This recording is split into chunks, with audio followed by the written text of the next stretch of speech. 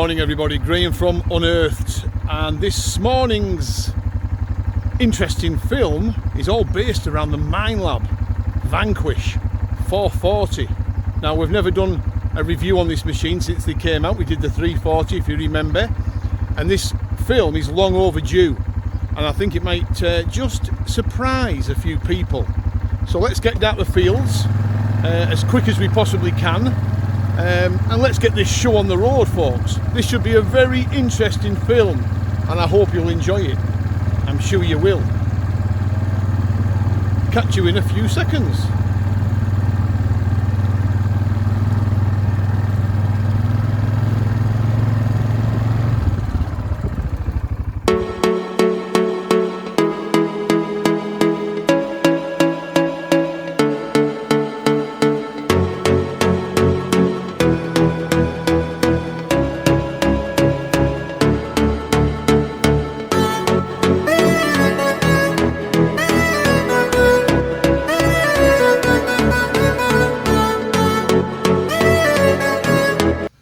Good morning everybody, it's Graham once again from Unearthed, and a little bit of a different film today, and it's all based around the machine behind me, the Minelab Vanquish 440.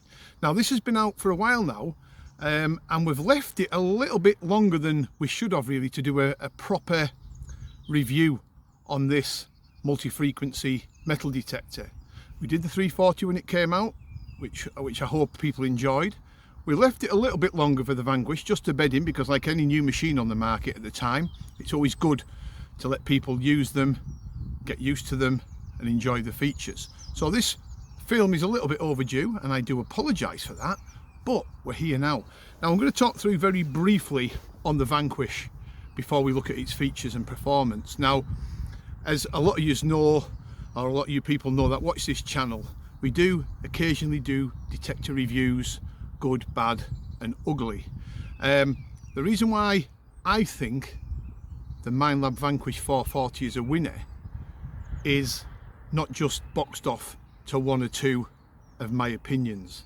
There's a whole host of reasons why I think this metal detector is a really smashing detector for its money. Now, of course, it's multi-frequency, so that's a game changer already. For many years, multi-frequency metal detectors were high priced. A lot of people struggled to afford them, including myself at one time, because they always were the high end of the market.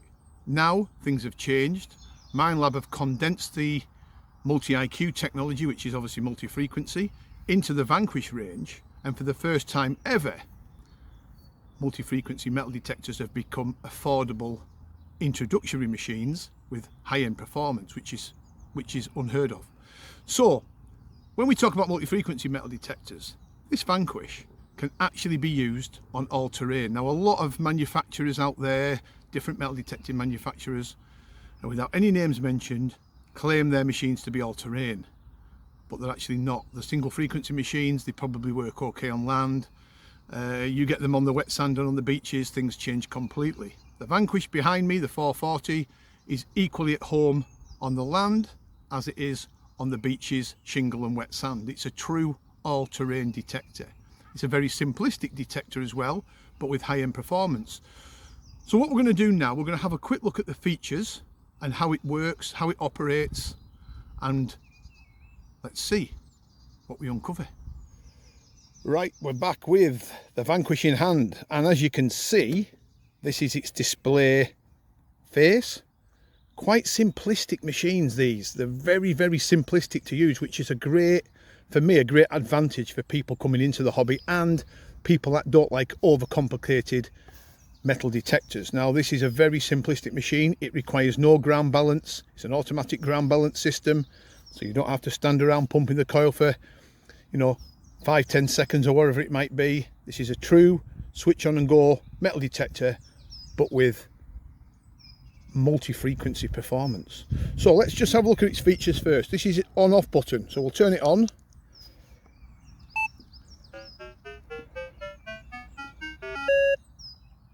That's the machine now switched on. As you can see here, top left is the battery indicator showing 3 black bars, which means it's full, because I put a set of new batteries in just before we started.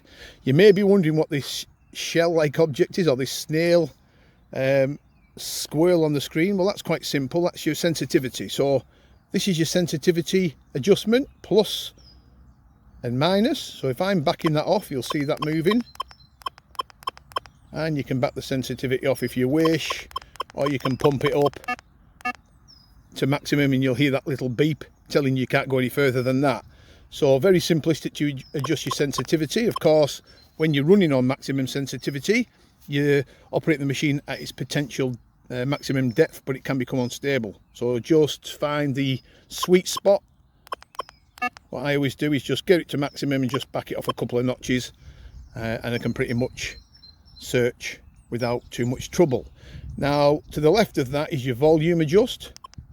So I'm backing that right off. You can barely hear that now, but as I'm coming forward on the plus, and that's maximum. Now, when you plug the headphones in, you might have volume adjust on your headphones, but I always use this on maximum so you can hear everything that's going on below you in the ground. You've also got a key feature here on the 440, which is different to the 340 that we tested some time ago. This is the pinpoint mode. So if you locate a target, you keep your finger on this, sweep over the area there where your target has been discovered, and it will tell you exactly where that is with a high-pitched tone. Even better. You've also got your plus and cross box here for adjusting your own custom modes. And to the right, let me just swap hands, you've got different modes, which is really handy. So as you can see, there's this little, almost like a dollar sign. That's telling me that this machine's in coin mode. Now, coin mode, we know it's in coin mode because this segment here is actually wiped out. So that's the discrimination box. So the coin mode operates at the maximum discrimination of this machine in the modes. I wouldn't personally use it on the coin mode too much unless you're a newbie, a new beginner to the hobby, and you want to sort of get used to it and you don't want to dig up too much unwanted items. But if we come down one, we're in the relic mode. It's got a picture of a little sword, and as you can see, the segments now are moving to the left, which tells me and tells you that there's less discrimination built into the machine. Again, we can go again to the jewelry mode, which again has backed the discrimination right off, almost into the zero. Personally, when I use this machine, I use it on the jewelry mode, which is really handy. Now, it's handy because you're operating the machine almost at its most sensitive, and that means you're going to be able to pick up the fine gold, small silvers, etc, etc. And of course, you've also got custom mode, and you can customize this machine if you wish. Let me just come out of that. You can customize this machine if you wish by building or unbuilding discrimination into this detector. Really handy feature. But of course, like everything, you find your own little sweet settings on the machine. There's mine, quite simplistic. Now I'm going to show you some more features of this detector, and hopefully we'll be able to take it on the test bed just to give it a whiz over to see how it performs. I'm going to turn it off first. Let's just have a quick scan. Looking more carefully at these features, what I've been able to do very briefly is collapse this detector down into its smallest form. So as you can see, there's two clips under here, one this side and one here. You unclip them and the machine condenses. Let's just get it away from the quad, stick it on the floor, and there you go, folks. So it's easy to transport this detector when you're not using it. You can just break it down. There's its small area. Pick it up, stick it over your shoulder, stick it in, well, stick it wherever you want to stick it. But that's the beauty of these machines. You can collapse them down. You can actually turn this round, so this end is sticking that way, so the arm cups here. So you're actually gaining a little bit more space, believe it or not. It's a really handy detector. But some of you might be asking, which is right, of course, the length of the detector, especially for tall people. Now, I'm tall, hovering around about 6'1", 6'2". I don't have a problem with this detector like I do with some others. When I'm using it, I'm not stooping, and I'll show you exactly what I mean. Okay, so I've built the detector again. I've uncollapsed it, if that's the right word, and we're just going to show you how I detect with it. For a taller guy, this machine has got the right length. You don't have to be purchasing extra stems for it to make it longer. It's perfect for the taller gentleman. Let's just have a look. And of course lady.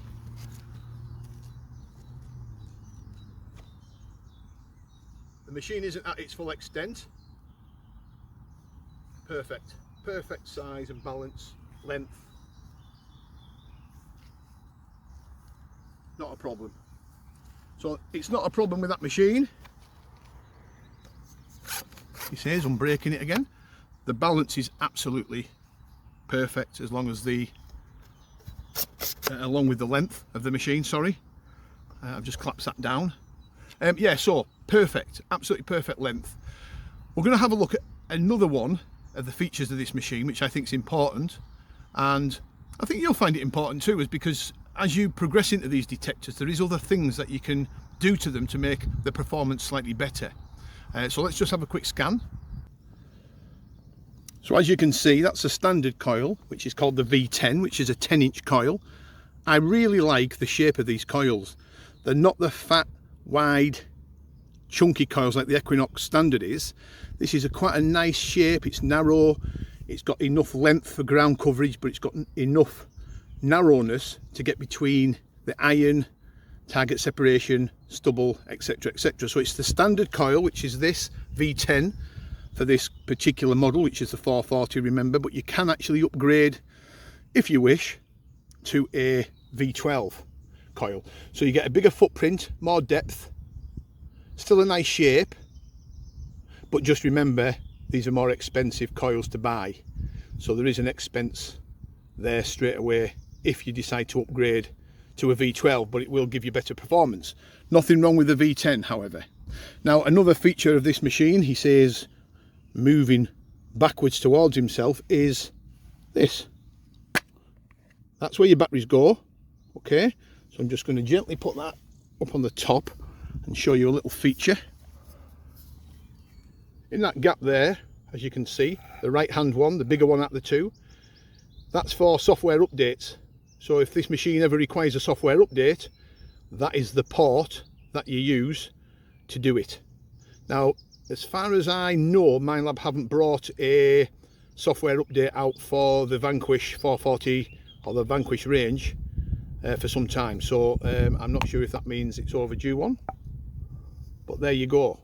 That is where the software update goes. Now I'm going to talk briefly about another feature, and that's the headphones. Now some people may be wondering whether this machine is wireless or not, and it's not. There's the headphone port for your headphones. Now it does come with headphones as standard, Minelab ones, but you can make this machine wireless. Now I've made this machine wireless myself because this is my own machine.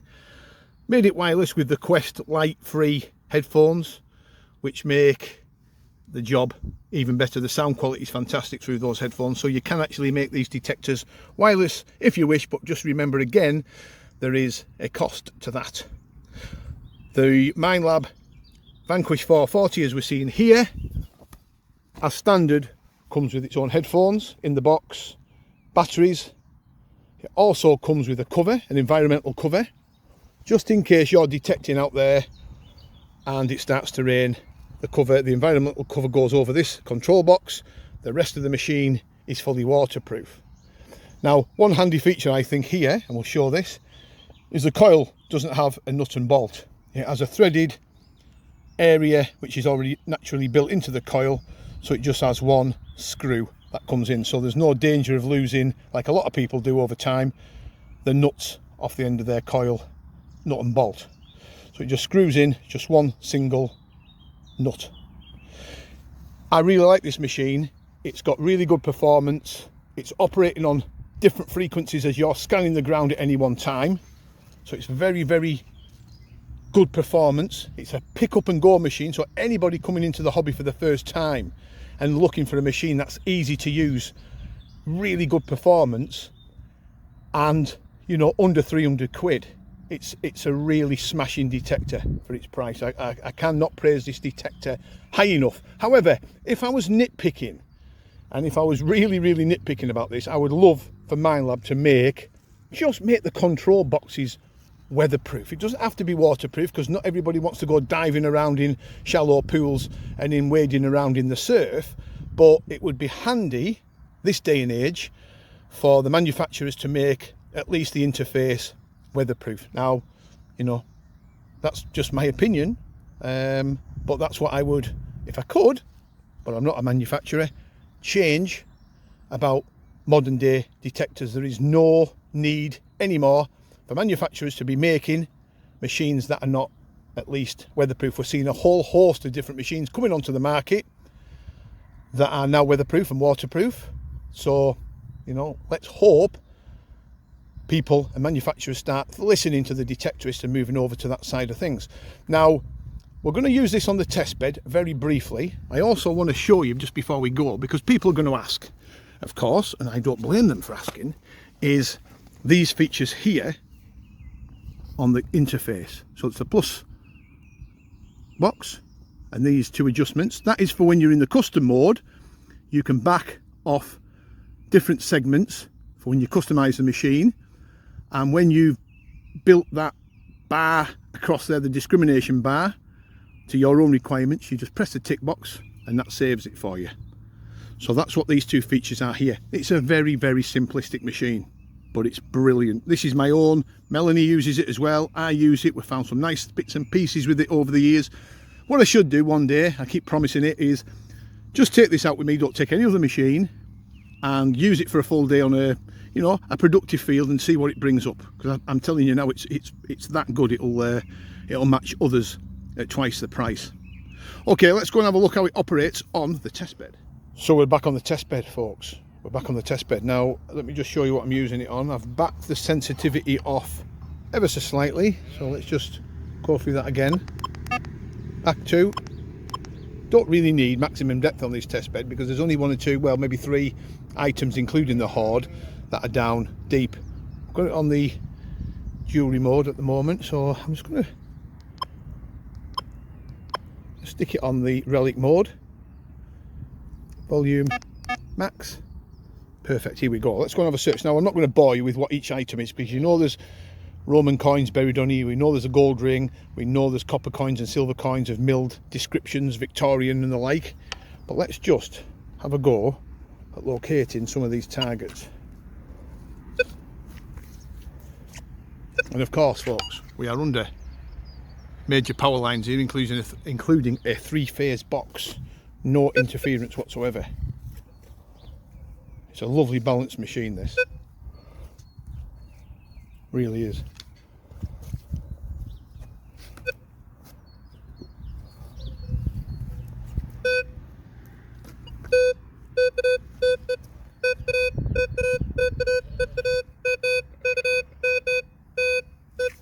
Just hits the targets for fun. Let me just adjust that coil down a bit better. So go and see if we can hit some of them Roman coins that are buried on here. Now you listen to the different tones. The higher the VDI numbers are on the screen, I've got a really sweet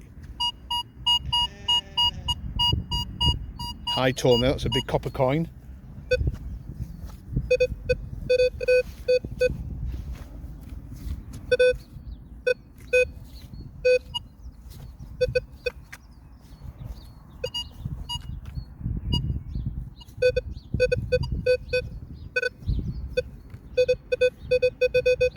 Roman coin.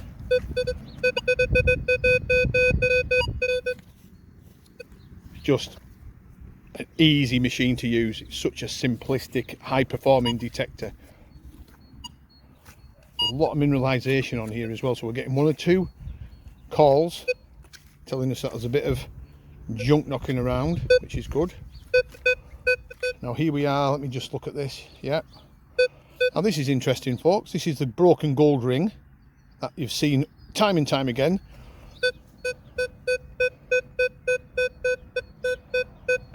But the number's really low. So just remember to dig those numbers over 5 maybe. But hit it no problem.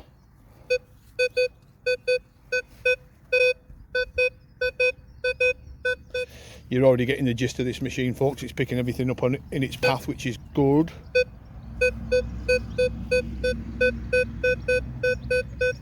It's just not one of those machines that starts jumping all over the place that you use. It's just a machine that does the business. It just, you know, if you're out on parks or recreational ground, if you've got permission on those where there's lots of coins, this thing will just hoover them up. If you're out on fields, sites, you know, busy sites, this machine will do the business. Oh, there's no two ways about it. This machine will do the business. Let's just go and see if we can hit some of these high toners. See what we'll do, we'll whip it over from relic, we'll drop it down into jury mode, the more sensitive mode that I'm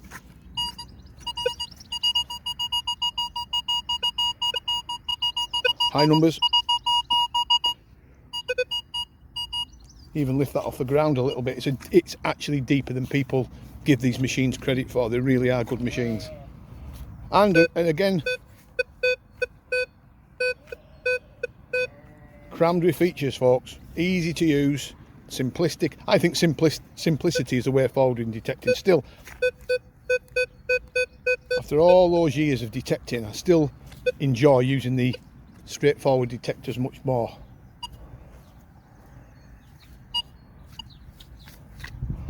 Yeah, not a problem on this test bed. It's just picking up everything.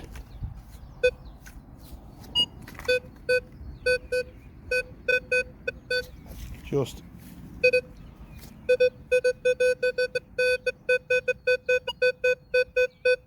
you just hammer them all day long, wouldn't you?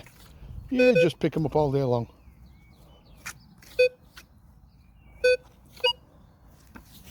So there you go, folks. That's the end of it. We'll have a wander, just to have a catch up. See what we're getting over here. We've moved a lot of rubbish off this field, including my dad's caravan. Shouldn't say that, Dad. Do apologise. But you were blocking some signals.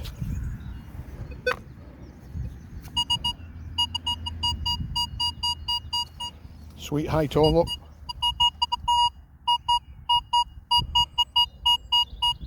Happy days. Right, I'm going to whip it off. There you go, folks. That is the Minelab Vanquish 440. I hope you enjoyed it. Any questions, please ask. I'm going to do a film of me actually using this out in the field this year, so watch out for that. But very difficult machine to beat for its money. Thanks for watching.